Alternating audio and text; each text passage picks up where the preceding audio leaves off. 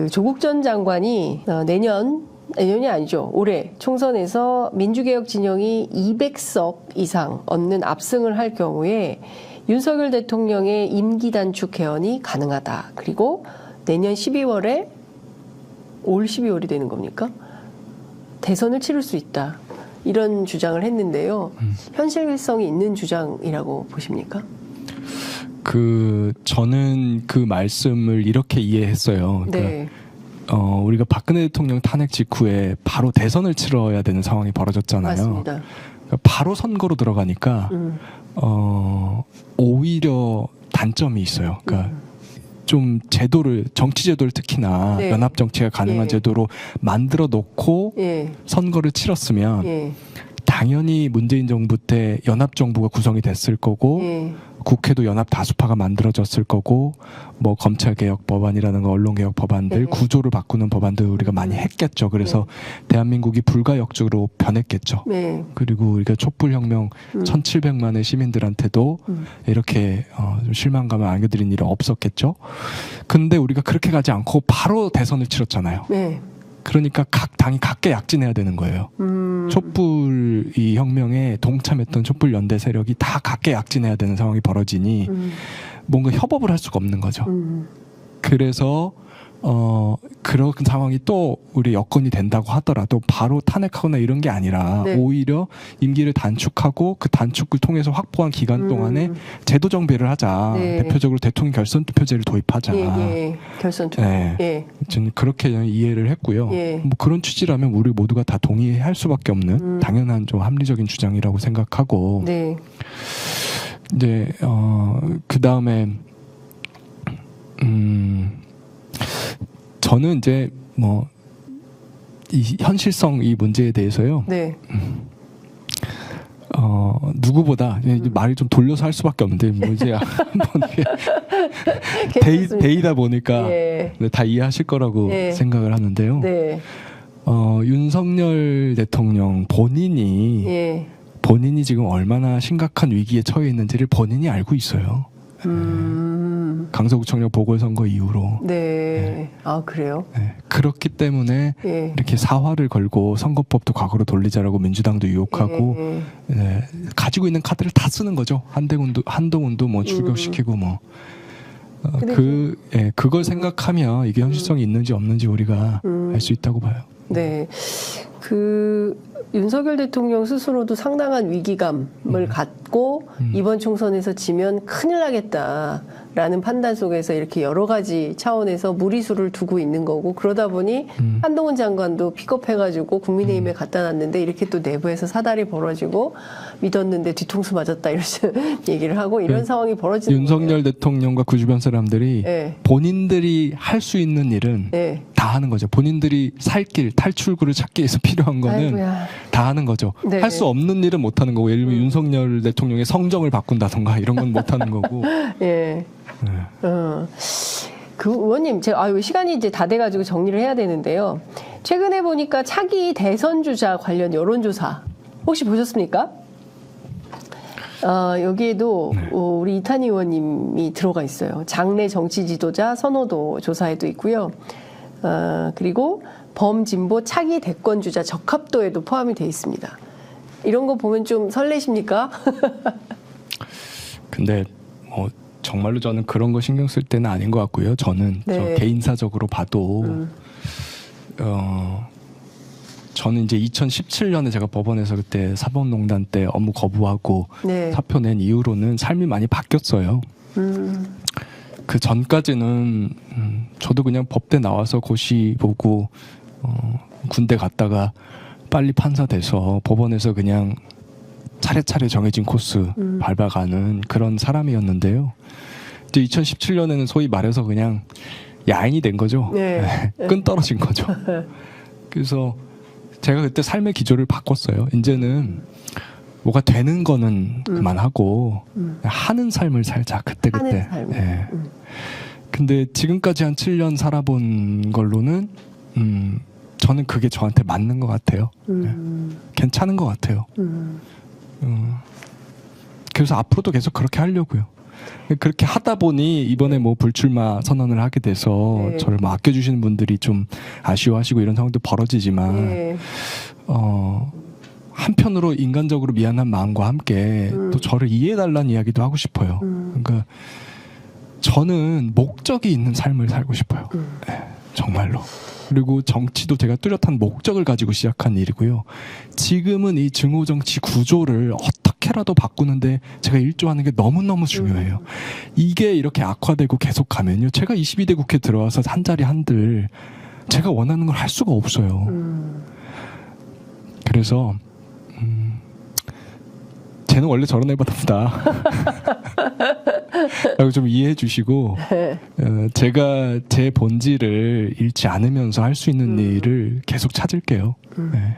일단 불출마 선언을 하셨어요. 네. 험지 출마 말씀하셨다가 불출마. 혹시라도 당이 그러지 말고 어디라도 도전해서 좀 함께 합시다 라고 하면 그때는 마음을 좀 돌이키실 생각은 있으십니까? 예컨대 선거제도 관련해서도 이탄 의원님께서 생각하는 방향대로 귀착이 되고 한다면 죄송하지만 일단 눈앞에 일에만 집중하는 게 맞을 것 같아요. 네. 그러니까 예. 그런 어떤 이야기들이 저도 뭐 좋은 마음으로 질문해 주시는 건 누구보다 예. 잘 느끼는데요. 예. 그런 거 우리가 생각하기 시작하면요. 예. 원래 우리 하려던 목적은 이 정치 구조 바꾸는 거잖아요. 네. 그 일이 어그러질 수도 있는 거고요. 상당히 강직하십니다. 네. 아니 일단 네. 지금 성과도 없잖아요. 네. 지금 우리가 맞아요. 선거법도 아직 확정이 안 됐고 네. 그래서 거기에 저는 집중해야 된다고 생각해요. 아니 저는 네. 이제 뭐 정당 출입 기자를 오래 했으니까 그래도 대한민국에 이렇게 강직한 의원이 한 분 계시면 아니옵니다. 이렇게 가면 안 됩니다. 이렇게 얘기하는 사람이 하나는 있어야 되거든요. 안 그러면 또 우 몰려다니는 이런 정치가 되기 때문에 이제 그런 차원에서 제가 말씀을 드렸던 거고요. 많은 분들이 좀 안타까워하실 것 같습니다. 예, 그리고 아마 지도부에서도 그런 생각하지 않을까라는 생각이 좀 들기도 하는데 댓글에도 이탄 의원님 존경합니다. 뭐 이런 등등의 글들이 많이 달리고 있습니다. 이제 마무리를 해야 돼서 끝으로 의원님께서 꼭 하시고 싶었는데 이 앵커가 이걸 안 물어봤다. 이런 게 네, 워낙 있으시면 한 말씀 진행을 꼭 잘해주셔서 뭐 마무리하겠습니다. 그냥 저도 넋을 놓고 그냥 대답하다가 시간이 많이 갔는데요. 네. 지난 4년을 좀 많이 돌아보고 있어요. 그래서 왜 180석을 가지고도 못했는가 이거에 대해서 우리가 정직한 고백을 전 해야 된다고 봐요. 근데 만약에 당 차원에서 못한다면 그리고 지난 정부에서 뭐 대통령실에 있고 하셨던 분들이 청와대에 있었던 분들이 못하시면 저같이 그냥 항공모함의 뒷자리에 앉아있었던 사람이라도 최대한 할 수 있는 범위 내에서 정직하게 고백해야 된다고 생각해요. 그게 저는 예의라고 생각합니다. 그래서 그런 일들에도 좀 집중할 생각을 하고 있어요. 그리고 조금만 말씀드리면 정치는 사람이 하는 거 맞습니다. 네, 네, 사람이 정말 중요하죠. 맞습니다. 저도 그걸 많이 느꼈어요. 근데요, 또 구조도 중요합니다. 그 리더십이라고 하는 것도요, 구조의 산물이기도 해요. 네. 좋은 사람이 들어가도 구조가 안 바뀐 채로 들어가면요, 거기 갇힙니다. 그래서 우리들을 계속 실망시켜요. 그래서 여의도만 멀쩡한 사람이 여의도 국회만 들어가면 사람이 이상해진다 이런 얘기를 기자들이 네. 하죠. 제가 많이 하는 이야기 중에 이게 있어요. 756명이라는 숫자가 있습니다. 이게 지난 20년 동안의 초선 의원의 숫자거든요. 양당이 인재 영입한 사람들의 숫자가 그렇게 많아요. 국회를 2개 반을 만들고도 남는 숫자입니다. 그러네요. 근데 20년 동안 대한민국 정치가 많이 바뀌었냐? 바뀌는 듯 하다가 안 바뀌고 다시 주저앉고 이래 왔잖아요. 정말 답답합니다. 그러니까 이 구조를 바꿔야 돼. 이 그릇이 썩었으니까요. 썩은 그릇에 새물을 부어도 물이 다 썩어요.